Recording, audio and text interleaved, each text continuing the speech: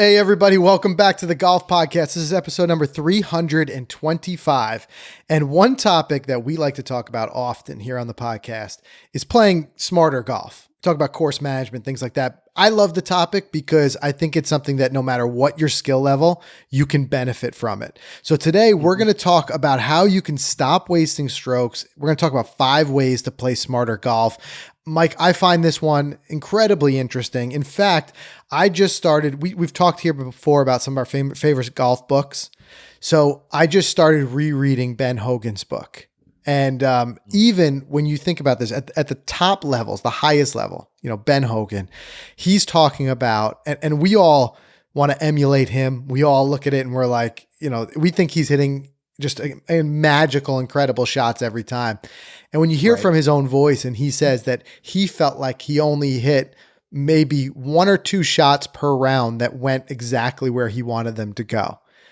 And you realize that even at that level, he's working on things like smart misses and things like that and course management and the pros. And we'll dive into this. One of the tips really talks about something I want to highlight when we watch PGA Tour, but they just know their game well enough to know not necessarily just their strengths, but their weaknesses. And it's hard to think about the best golfers in the world having weaknesses, but they do.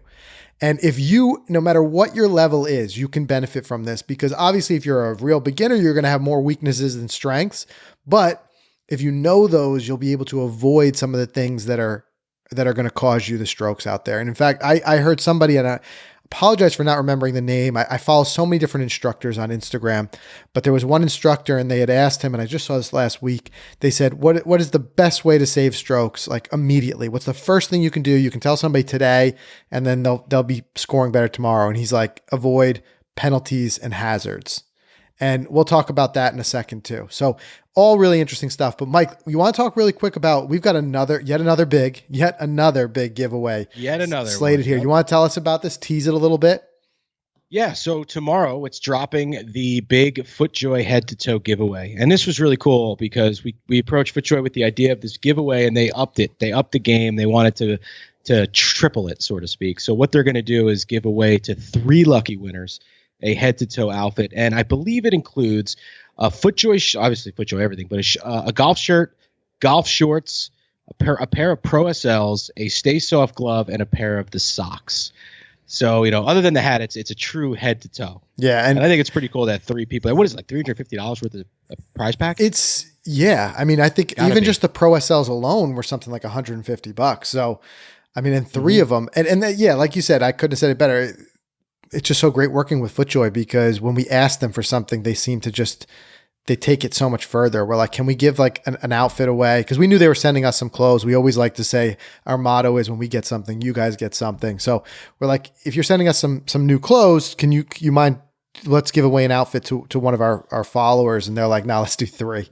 So we're like, yes. Yeah, I love it. So it's just another way to celebrate golf. Really, it feels like it's working its way back. PGA Tour is back. We're going to see in what capacity, limitations with fans and things obviously all being there, but just to see some professional golf coming back next week now, Mike, already. Yeah, it is going to be next week. And you know what? We got a little taste of fanless golf from the match with the 4 guys, Peyton, Brady, yes, Phil, and Tiger. So, it's eerie, it's quiet. You do have announcers still, but golf in general is still quiet. So it wasn't that much of a change, I thought, on TV. I mean, the guys were mic'd up, which certainly helped. Yeah. So I don't know if they're going to maybe mic up a couple guys. Probably not because they're playing for a lot of money and they got to stay serious. But, even if they mic'd up a caddy or something, I don't know, give us a little something extra. Right. We'll see. And you'll see. I mean, it's going to be a personal choice. You got guys like Adam Scott who are not returning yet. Right. And he brings up one good point there. He says that, look, if I was to get sick, if I was to get COVID, I'm going to end up quarantined wherever the tour is that week. So I can end up stuck 2 weeks somewhere away from his family and things like that. So, I don't know. It remains to be seen who's going to be back, who's going to be playing. But going back to the match too, what was your overall thinking? Because I'll tell you what, pairing, I think they got to keep this going forever. Just the Phil and Tiger are just 2 personalities that play off each other just so well. So well. It's great. It's so great. And, I love the bashing and, the smack talk and everything. It's great. It's great for the game. It was great for the match. I think they are going to start doing more of these with more people. Yeah. From what I read today. So I think that would be cool to see this going forward. I mean, it was fun. It was entertaining to watch. I mean, I'm a little bummed about the weather. I wish it was a little better. Yeah. Because I wanted to see Medalist on like a beautiful, hot, sunny day. Yeah, I know. But hey, whatever. We got it. And look, everybody was kind of dogging Tom Brady, who picked it up on the back. Don't forget, these guys are amateurs, like us, but that was a tough track. Like if you didn't hit your spots, there was no forgiveness with those fairways.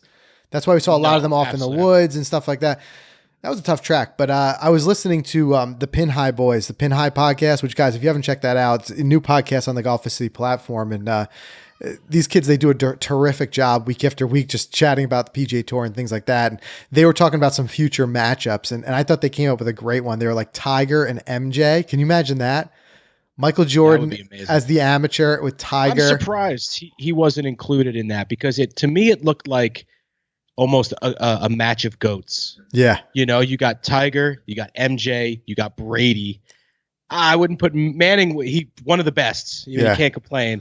And then Phil, one of the best. But Peyton and Phil aren't greatest of all times, in my opinion. The other three guys I think are. I think MJ would be a great one. I would argue I would love to just see, MJ and Phil out there just because knowing how much those two like to gamble. Talking about, Sure. I mean, I don't think Michael Jordan, they say he always likes to put out whatever amount of money he's going to make the other guy uncomfortable. Right. And I don't know how much you have to put out to make Phil uncomfortable, but to see that matchup would be something. I could see those guys shooting across the way. 1,000 who's closest. Yeah. 500 who's there. That would be epic. But it's great. Look, it's great for golf. It's great to put golf on that stage. And you start to see all the other guys from different sports were weighing in via Twitter and things like that. Basketball, guys like Verlander from baseball. And I love it because I think it puts golf, much more in the mainstream. So I hope to see a lot more of it. But anyway, we've got so much to talk about today. First thing I want to obviously do our Twitter tap in. We do this every week, like I say here all the time. If you're not already following us on Twitter, make sure you follow us at Golficity, and then you'll be able to hop in and check that out. But first, before we dive into our Twitter tap in, of course, I want to thank this week's sponsor, Titleist. If you're like most golfers, of course, what are you looking for? More speed, more precision, more consistency. That's the big hot word that we all want out there from our game. And the good news is the Pro V1 and the Pro V1X both deliver on those promises. They're also designed to fit your game, regardless of your swing speed and ability level. This ball is made to be a ball that is going to work for everyone. It's going to be there for that performance when you need it. And the good news is it's only getting better. It's been the best ball in golf for a very long time, and they continue to outdo themselves. Now they've got a 17% thinner cover, a larger casting layer that creates the fastest Pro V1 and Pro V1X yet, and it has a fast 2.0 ZG process core, which delivers a level of consistency that's unmatched in the industry. There is a lot that goes into it. If you guys haven't seen our video where we got to tour the Titleist plant, check it out. There's a lot of stuff in it that I don't even understand from an engineering standpoint, but just seeing it makes me know that I have that confidence that I can rely on it to perform every time. Both models, they have that proven drop and stop green side control, lasting durability, and unsurpassed quality. They're also both available in yellow now. So prove how good you can be.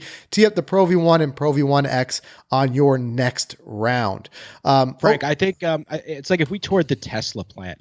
Yeah. Like we wouldn't know anything that's going on, but it's just cool as hell. Yeah. It's like similar. It is. And I think like my takeaway when we toured that plant was just how much care every one was putting into it. Oh yeah. And it's just be like, much. I'll put it in these guys' hands. They know what they're doing. Like this one guy just lives and breathes that one section of the golf ball. Yeah. And then we move on to the other. It was great. And at every point there was a testing lab. Remember that? They would stop and test to make sure everything was going right. Anyway, we could do a whole episode on it. But check out that video. You guys definitely want to see that one. All right. So here is we had a little fun again. I love the Twitter tap-in segment. It's always a fun thing every week. But this week we said, what golf phrase are you most sick of hearing? There's some gems out there that have been around forever. One big one that kept popping up, Baba Booey. Talk about staying power. How long has it been that people have been shouting Baba Booey on the PGA Tour. I mean, it's got to be 15 years or more. I was going to say at least a decade and a half, if not longer. Yeah. Absolutely. It just shows you the power and reach of Howard Stern, you know? I mean, did it have any golf related? It's just people just wanted to scream Baba Booey. I think so. I don't even remember the original story, but yeah. Okay. Yeah. All right.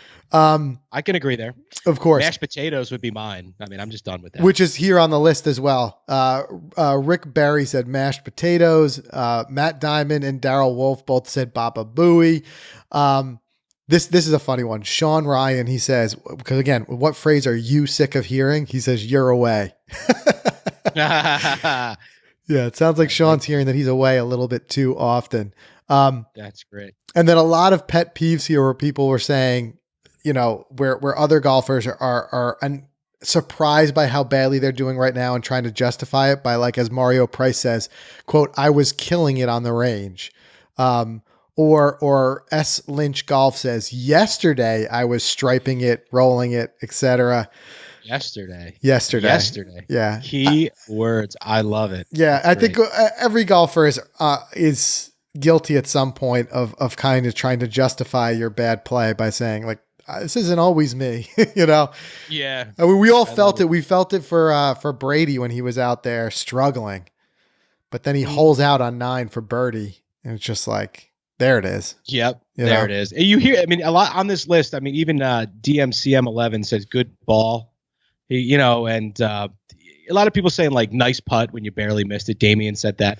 And I could see that one being another one. Nicholas, people saying good putt after I leave it 10 feet short. Yeah. So I figured that would be a comment because it's just like second nature to just when someone rolls a putt that gets somewhat close to the hole, you're like, hey, good roll. Right. Good shot. Nice putt. Right. Like, nice effort. Nice effort. Yeah. You're trying to be supportive, nice, but it does come off great speed. Right. It comes off a little bit as like, but yeah. And then there's some that never seem to go away. Like people saying sit. Some people were pet peeve. They didn't want to hear that. But, there was one here. Oh, this one I thought was funny too.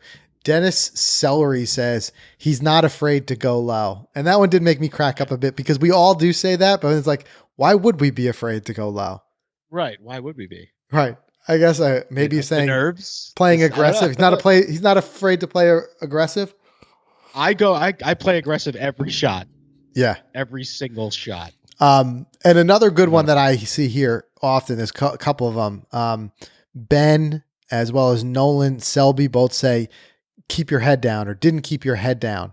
I like that one because we have talked about that here a little bit. We talked about it with Kevin Sprecher, I think, on the podcast before, how that can be something that's a little bit misleading. He's like, it's not your head, it's your body that you want to keep down because the head actually does have a lot of motion in the golf swing, but the motion is very specific. You know, you don't want your head to be moving all around, but he said the most important thing is the body. When you start to lift that body up and away out of your stance, that's when you start to create these real problems. So I think it's something that is intended to really simplify it so people would understand, but it ends up being a little bit confusing to some golfers where they're like so rigidly keeping their head down and it's not doing what they want it to do. So, right. But yeah. And then, Robert Longley says he's tired of hearing that's good. Pick it up. There you go. Robert must be playing lights out. He must be playing lights out. Everybody's giving it to him. Must be playing lights out. All right. I want to talk about, like I said, this week's, instructional segment where we're going to talk about 5 ways to play a little bit smarter golf. But first, Mike, what do you say we thank a few of our sponsors, do a couple ad reads, and then we'll hop into it. Dude, we can definitely do that. But did I just see you drinking hot coffee? No. Is that what you're drinking? No, I switched over. This is ice water now. I was going to say, when does Frank switch from hot to cold beverage? At what point in the day? Oh, you want me to take you through it? I'll take you through it real quick. I have a very set thing, and it's this mug every time. I have my hot mug. I noticed. Right. So what I do is I have 2 cups of coffee in this in the morning. Worst mug for a carb thing, by the way. Oh yeah, no, I don't take this in the car. If I do, I've got to hold it the whole time. But who's going anywhere right now? You know, we're all still locked down. Right. Fill this sucker up, 2 cups of coffee first thing in the morning, hot coffee, right? 2. Then I switch over to ice water in the same mug. I do rinse it out. I'm not a complete savage, right? Yep. Ice water for a bit, 2-3 p.m. If I don't get that iced coffee, I'm out. That's my whole time of the day, man. I will crash hard. So then I'm iced coffee afternoons, and then maybe I'll have a hot cup of coffee later in the day. It depends on what I got going. Tonight, you and I got meetings until about 10 p.m. So I think this might be a hot coffee evening. We'll see. I like it. All right. So if you see me with this mug when we have our meeting tonight at 9, you know why. Yep. Got it. All right, everyone. All right, let's pay the bills. Got it, guys. All right. Big thanks to Shotscope. And like I've been talking about over the past couple of weeks, we got some new products coming out. That's right. We've got the V3 and the G3. But in case you're new to the show, let me just explain a little bit. Who is Shotscope and what are they? Shotscope, they've been a partner of Golficity now for a couple of years. They create an amazing product and an amazing service too, by the way. But the product is the Shotscope stat tracking watch. It's the G3 and the V3. And, they're awesome. We use them. You see them using us in our videos. It's a stat tracking watch that offers GPS front, back, middle. But the stat tracking is the real unique part, because when you're done with the round, you basically fire up the dashboard, you load it up, and all your stats from the day are there. How far was that booming drive? And how many fairways did I hit? And, hey, how close was that approach shot that I stuck on the last hole? So, you can get it all there. It's the new watch that is coming out relatively soon is going to have a new offer. So listen closely. The G3, which is going to be their GPS only, no stat tracking. For those of you who don't want to partake in stat tracking, we encourage that you do. But if you don't, $159.99. And the V3, an extra $20, $179.99. That is the full stat tracking capability. So these watches are coming soon. Stay listening to the podcast and Golficity, social platforms, everything, to hear as more news comes out. But it is coming, guys, and you're going to love the way these things look, feel, and work. We've used them, and it's coming. It's coming. Next, FootJoy, guys. Big thanks to FootJoy for being great partners of the show. They know that the swing starts from the ground up. So you could take on those uphill, downhill, side hill, whatever the lie may be. FootJoy provides footwear that you need for superior traction and stability on every single shot. So whether it's the all-new Pro SLs, which I just wore in the New York Country Club video, which is live on our channel, the Bingo Bango Bongo video, which is so much fun, Frank. Rock those Pro SLs, the hottest shoe on tour, or the max performance of the Tour X. I also love this shoe and wore this at Hollowbrook 3 weeks ago, whenever we went out there. Amazing shoe. And, of course, the FootJoy Fury and plenty other. FootJoy Flex, the Flex waterproof, you name it. FootJoy's got you covered. Finding the right shoe does matter for your golf game. So check them out. Shop now at footjoy.com. All right. So let's dive into this a little bit because, like I said, I think this is an area that is often overlooked by newer golfers, or maybe just not given quite enough attention to, even for some more experienced golfers. But you'd be surprised at how much really goes into this at the highest level of the game. Of course, a large part of smarter golf also comes down to, when you're talking about that level, working with caddies. There's just so much that goes into it. You see it. I mean, Mike, you and I have seen it when we're there for PGA Tour events a little bit early on Wednesdays during practice rounds and during pro-am rounds. You see the caddies of the players out there walking it. If the player's teeing off in the afternoon, the caddies out there in the morning making notes of different areas of the holes as where they want to put their different shots and things like that. There's just so much to that strategy, mental challenge part of the game. And if you can start to embrace it, like I said, not only will you enjoy the game more, I've talked about that before on previous episodes where I said there's a whole new dynamic to the game that opens up when you start to think about the strategy. But you'll score better for it. I mean, so much of us, we focus a huge, if you had like a pie chart of the time that we spend on our strategy versus our swing, the strategy, I mean, the swing part is so huge. We're always so focused that we just want to be able to hit every shot, perfect, that we tend to get away from the idea of understanding that golf is not a game where you play perfectly. No matter how good you are, you're going to have misses.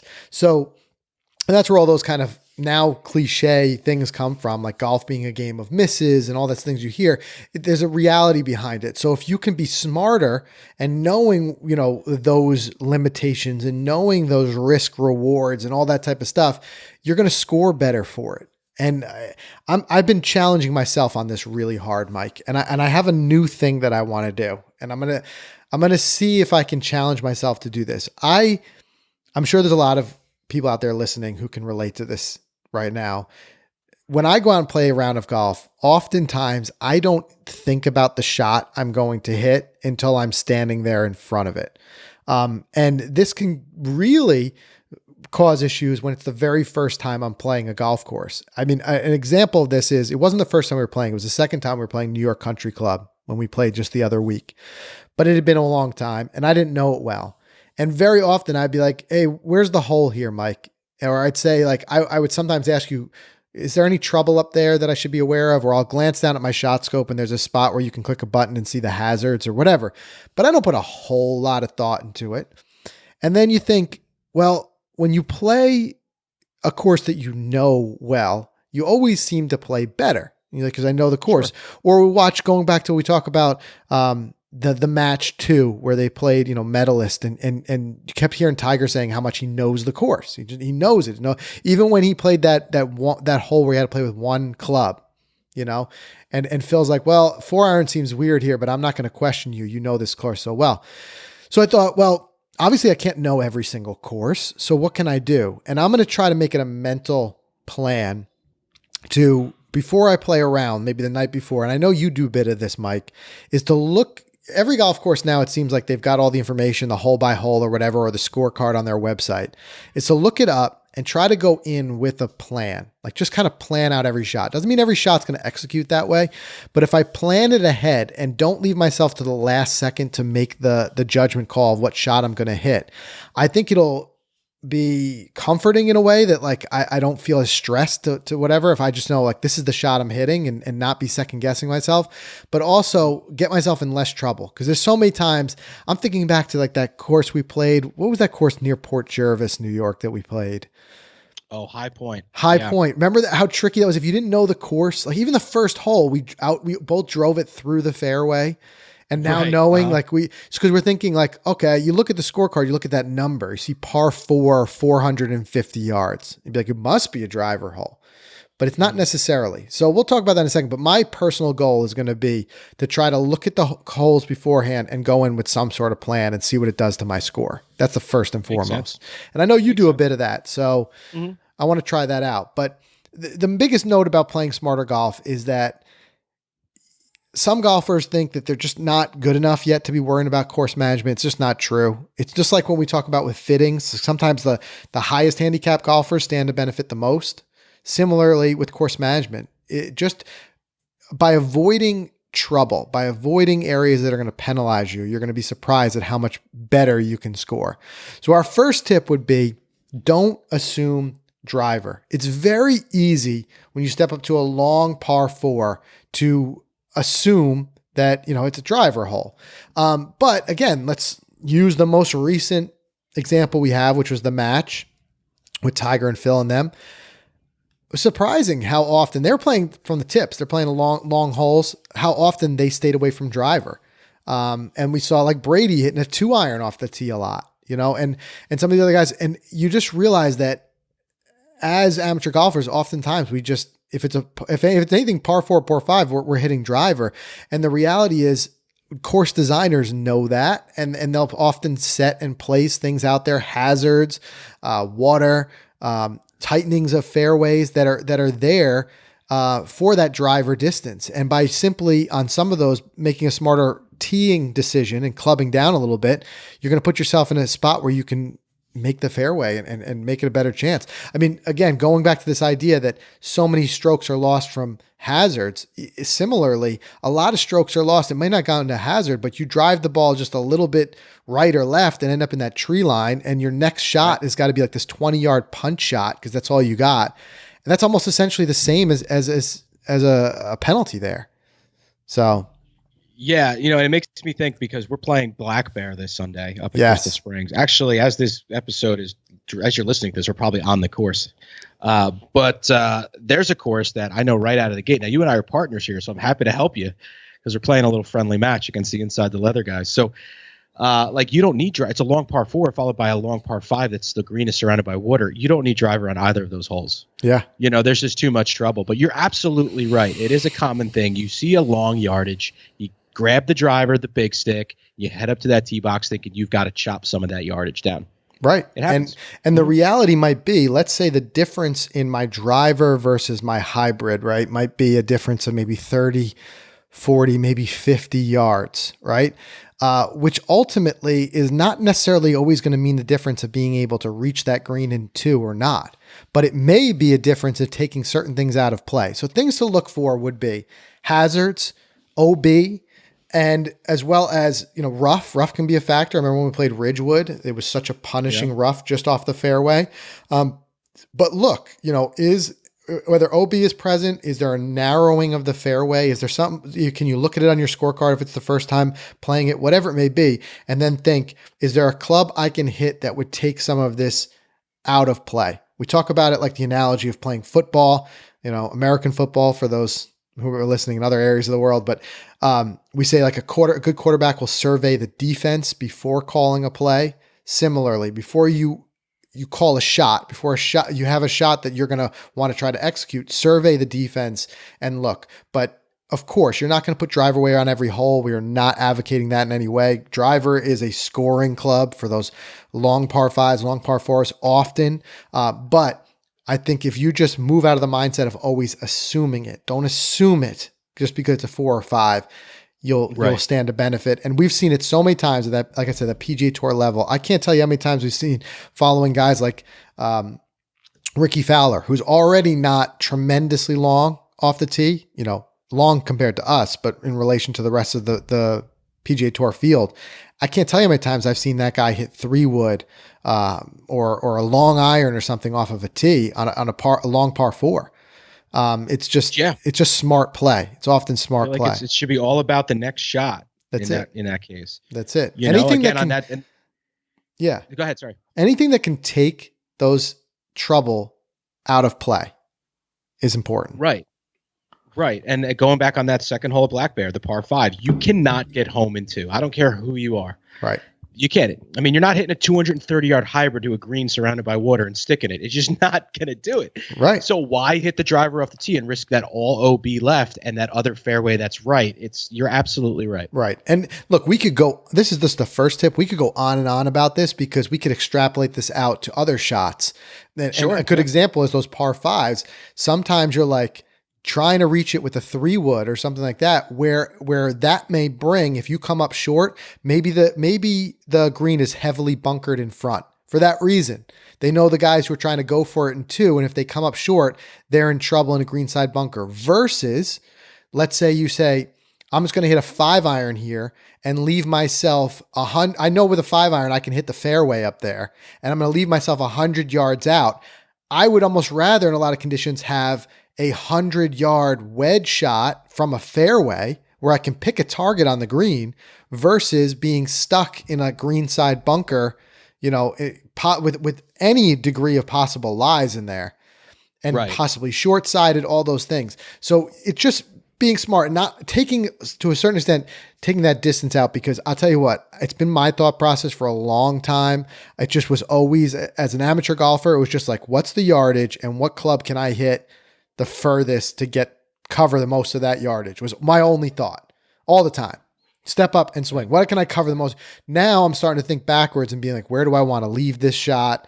What's my lie? Things like that. So that's the first tip. The second tip is read the slope of the green, of course, but do it on every shot, every approach shot. And a good example of this is, and people who do it incredibly well, obviously, are the PGA Tour, right? So you're watching the PGA Tour on a Sunday and you notice it's almost like, and especially because I know they're only really showing what makes it on TV is usually the best shots, of course.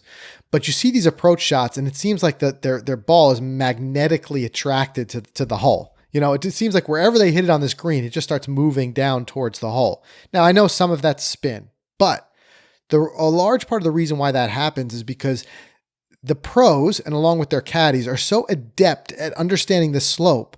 Very often, they're hitting it to a spot on the green where they know it's going to move down towards the hole. So what I mean by an example of that is, don't wait to read the green until you're standing on it. If you're faced with that 100-yard wedge shot, 150-yard, maybe 8-iron shot, whatever it is, try to glance ahead and understand the green a little bit. And this is where, again, it goes back to knowing the course well. Maybe if you've been on the green, you know it even better. But just even looking ahead and looking at the lay of the land and see, what can I see that will give me a giveaway of how this green is going to slope? So now let's say my hypothetical green slopes heavily from left to right. Now I know I can err towards aiming towards that middle, maybe even middle left side of the green, because I'm going to get a little help. When that ball hits the green, if it's sloping left to right, it's going to roll down, assuming the pin is on the right side. I can aim left of that pin and know that it's going to work its way back.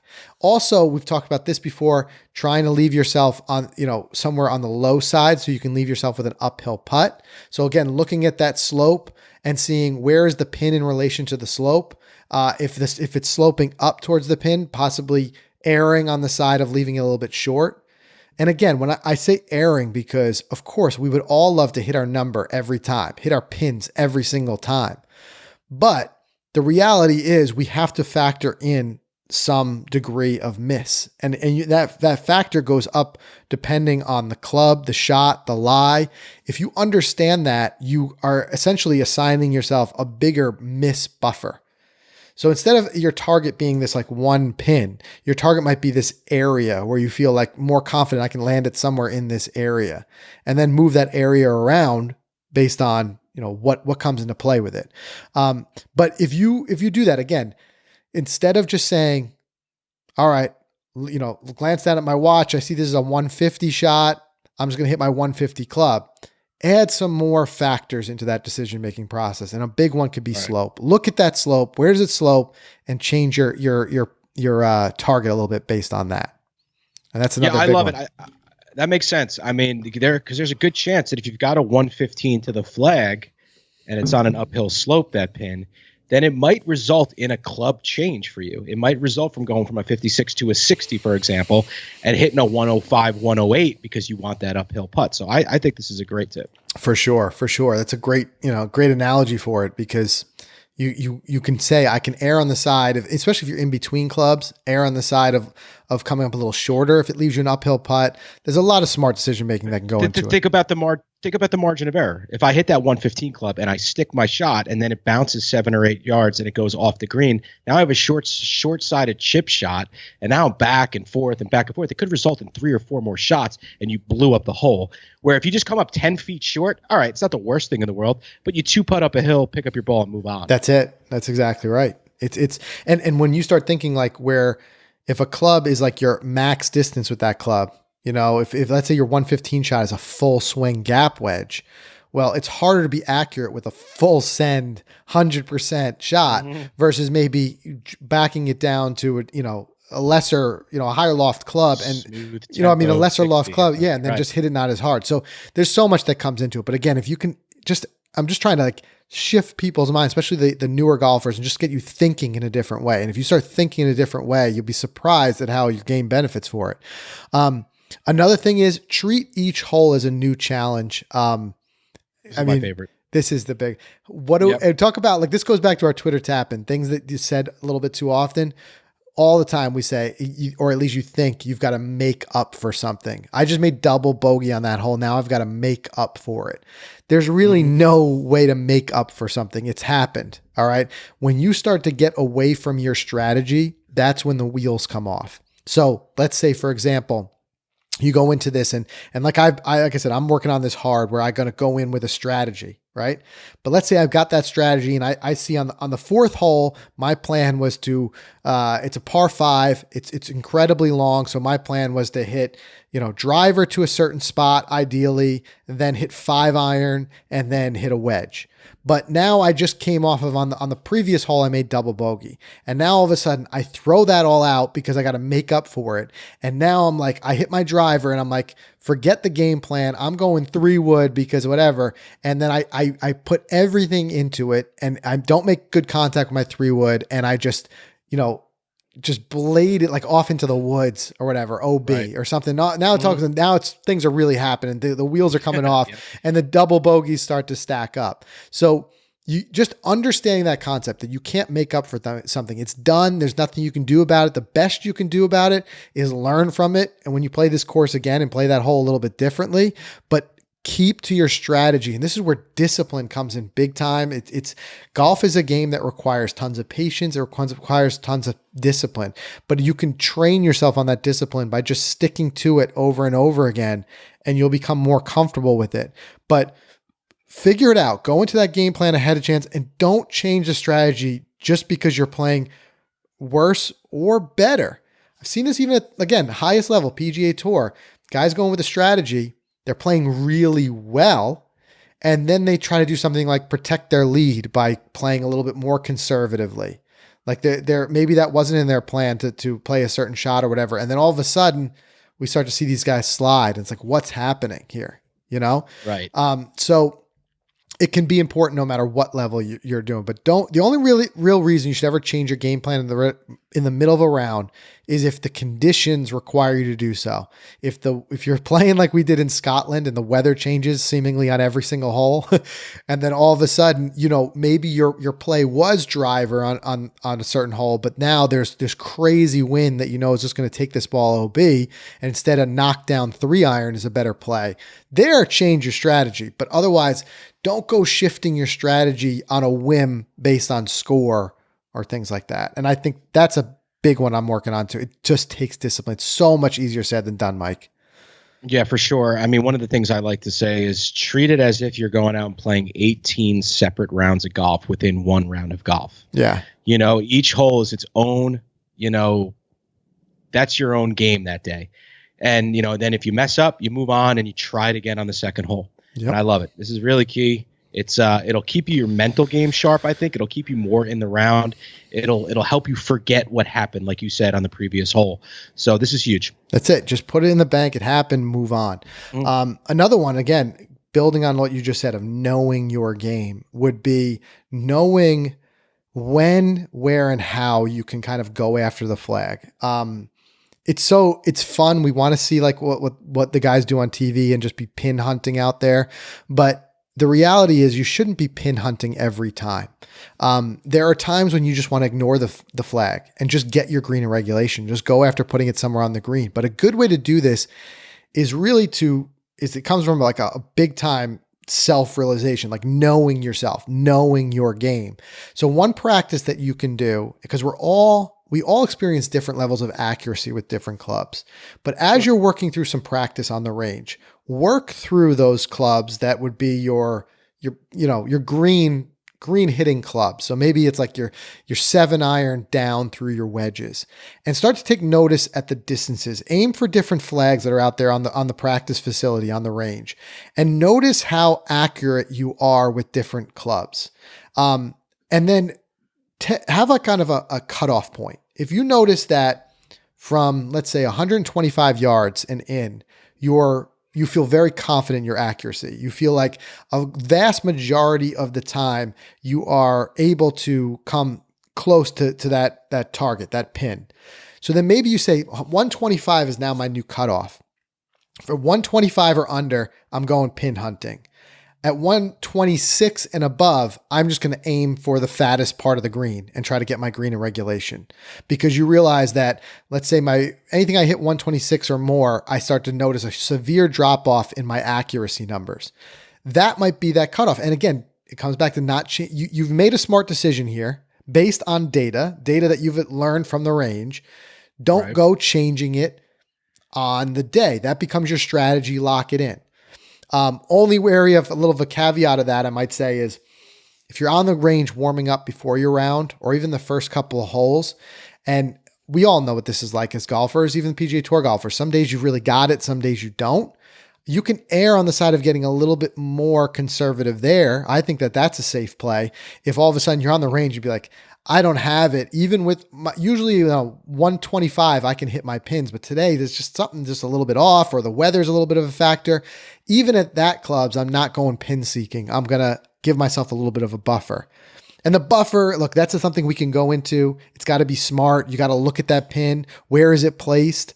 Is it, a spot where if you miss right, you're going to be short-sided really bad or possibly trickle off into a bunker. That's where you want to push that target a little bit more left. But look, it's not always necessarily the center of the green. There's usually like a meaty part that you feel like you can hit. But listen, you want to see your score start to change really quick. Just start knocking off those greens in regulation. Instead of worrying about the pin, get on there somewhere, 2-putt, get out of there. You're going to be hitting pars where normally you guys are making bogeys. That's at least for that I've seen in my own game. Yeah, it makes sense. It makes sense. Yeah, so that one's an important one, but I like that idea. Go out, try it. Let us know what you think. If you guys have tried this where you've gone to the range, you feel like what's your accurate clubs, what's your cutoff point for pin seeking, post in the Facebook group because I'd love to hear some of your individual experiences with that for sure. You caught me on my Shotscope dashboard looking at what my sweet spot was for approaches right there. That's why. That's a great point too. I didn't even think of that. You could go if you are stat tracking, you could go through and see where your accuracy is. What did you find? Like pitching wedge, and lower, like 67% green success. When I start getting into like 9-iron and up, it starts to tail off pretty big. So my 9-iron is like my 150. So my number might be 150 or in, go flag hunting. There you go. That's exactly it. You may say, 9-iron, 150 or anything of a 9-iron or more. Your target is going to be the fattest part of the green. And anything below that, your target is going to be within reason, the pin. It might be, like I said, if it's short side, it might be 5 feet left of the pin or whatever. Or going back to what we said, reading the slope, it might be hit it on the slope of where it is and let it roll down a little bit. Mm-hmm. But the last tip, number 5 is, and this is another one that's very hard because golf is a sport, even though it's an individual sport, it's a sport that you play with others. It might be people your buddies, which makes it sometimes even harder. It might be in a tournament competition, which can make it tough. Or you could just be paired up. You could be a single and paired up with another group and you're just trying to get out there and impress people a little bit. But the reality is, again, you create this strategy. Big part of sticking to it is playing your own game. Even if, let's say you step into a tee box, it's a short par 4 and everybody's going for it. That doesn't mean to change your strategy just for that reason. And I know you may get a little bit of ribbing, be like, oh man, what are you doing? Pulling out an iron? Shrug it off. You might, but you know what? You'll be the one ribbing everybody in the clubhouse when you come in with a low score. So I'm not saying that just because everyone go for it, don't go for it. Like that might have been your strategy. If your strategy to start was like, I am comfortable with this shot, I'm going to go for it, then fine. But what I'm saying is if you came in and your strategy was like, my comfort level is not to hit driver into this par 4 and try to go for it. I know that there's whatever it is. A great example is you and I played New York Country Club, play the 10th hole. Just going to say it. Right? Yep. Downhill, very much a reachable hole, but this like a little tiny green that's super protected by water and by a bunkering. And I'm like, my driver is not the club for me for this. And as glorious as it would feel to bomb this thing down there and land it on the green and be putting for eagle, I'm like, what do I hit that shot? 1 out of 10 times I make that work. And the other 9 times it's in the water, it's in a trap, God knows where it is. So I'm like, I'm very comfortable hitting a 5-iron here and leaving myself 80 yards out. And that's what I did. Did you say, but that's exactly it. You played your game. On the flip side, I went for it, not because I'm just like this fun. But that is your game. That is your game. It is my game. But if you look at that hole, I know that with my drive, 9 times out of 10, in your scenario, but for me, 9 times out of 10, my ball misses the green, but to the right where there was nothing but just grass. Yes. In that scenario. The water and everything was to the left. So I knew that I was safe kind of no matter what. If I pull hook this thing randomly, it's going to go in that water or in that OB. But I never do that with my driver. My miss is always a slice right. Yes. So I knew that I could recover there. That's why I stuck with that. But yes, I am the risk taker in my golf game, but even more so on that. But you prove a good point. You know your miss. And that's what I'm saying. Like what all of this really roots on is first knowing yourself as a golfer and knowing what your game is. And that goes back to, like I said, with Ben Hogan, where he's like, I only maybe 2 times per round, I hit the shot exactly where I wanted to, but he knew his miss otherwise. And he could air his targets on the side of knowing that if he does miss it, he'll send up safe. And like what you did there, saying like, there's a big safe bailout area there to the right. So as long as I hit my shot and don't change anything and don't hook this, I'm out of that water. For this particular example, what I'm saying is the temptation, we've all felt it. You tee off first, Mike, you've got driver in your hand. And the temptation is for me to be like, well, if you're doing it, I got to hit it. Right. Especially if it's compounding that there's 2-3 other people in the group and they're all hitting and be like, but again, remember, it's an individual game. Play your own game. If it's not something you're comfortable with, we all know this. Like, how often do you hit a good shot when it's a shot you're not comfortable with? It just doesn't happen. So although it might feel good to try to bomb it out there, especially if there's anything on the line, don't do it, and just stick to your game plan, because again, this is such a snowball effect. You start to get away from your game plan once, then you start to do it again. These things could all come into play. Think about it. This number 5 tip, play your game. Let's say you don't do it. You go after it, right? And they blow up on the hole. Now, like our third point comes into play. Take each hole as a new challenge. Now, or I'm sorry, it was the one where it's like where we were talking about making up for it. So you end up doing that. You bomb it down there, you put it in the water, and then you go to the next hole and you're like, well, I got to make up for that. And then your strategy starts to go even worse and worse. And now you're like, well, that whole round was a disaster because you just allowed yourself to get so far away from your game plan. Whereas if you just focus on the discipline of just saying, I'm going to stick to it, it can be a comfort even in the most challenging, frustrating rounds, because at least you've got a roadmap. You know, you may have had a flat tire along the way, but you got a map to get you where you need to be. I think that helps. Right. And I'm laughing in my head as you're talking because I'm thinking about I've only had 2 eagles in my life. Think about that. I've only had 2. I've been very, they aren't my thing. And the first one I've ever had was about 4 years ago. And I think I recorded the whole thing on Snapchat. And we put it on the Golficity YouTube. It was a dogleg right, Blue Hill golf course in Pearl River, New York, the 4th hole. And it's like you can reach the green on a massive slice over the woods. So, but the smart play is a 200-yard shot into the fairway and just take like a 100-yard wedge shot in. It's a really short hole. But I go for it every time. And the one time I stuck my drive to 18 inches and tapped in an eagle. Every time I get up to that hole, I always do it because now I'm ruined on that hole. I get out of my comfort zone. I'm going for it because I did it already and it worked out once. So, what happens every other time you do the same play? That's what I'd like to. So you said that because it worked once, you do it every time. Oh, and every other time it's like in the woods, it's a tree, goes over the grade. It's horrible. I mean, I've only had like 1 or 2 great results there in my life, but because I had that one eagle, right. I go for it every time. And it proves like the percentages we're talking about. Like you may be able to hit that shot 5% of the time. And maybe that day your number came up. You got your 5%. And every other time you're 95%, you're in the woods. Now you look at, here's the other thing that drive you crazy. Look at your Shotscope data. Look at your overall score on that hole over time. Right. And that I guarantee that eagle like cost you, because it's probably a 2 on the card once and probably like a 7 every other time. 7 the rest of the time. Right. Absolutely. Whereas you could play that hole to a 4 every time super conservatively. And you just have this, you'd be like, and there you go. Yeah. Even over time versus over time, you're like plus 10. Case in point right there. It's wild. But again, I want to disclose, I say all this to you guys in a way that seems like it's easy to do, but it's not.